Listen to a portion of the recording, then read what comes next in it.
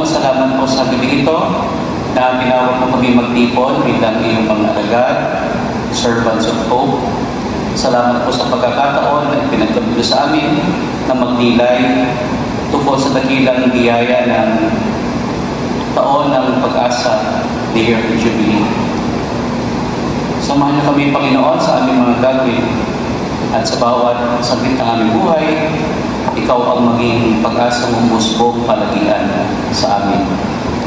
Ganyan, Panginoon, aming ipinagdarasal sa gabi ito si Padre Luciano sa kanyang pinagdaraanan.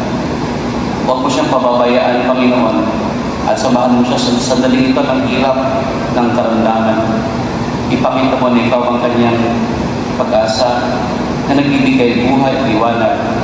Samahan mo siya, Panginoon, at huwag mo siyang pababayaan sa gitna ng kanyang paghihirap na pinagdaraan. Ang lahat ng ito ay aming sa maghiling sa ng si Jesus, kasama ng Espiritu Santo, Diyos magpasawalang hanggan. Amen. Sa ngalan ng Ama, at ng Anak, at ng Espiritu Santo. Amen. Amen.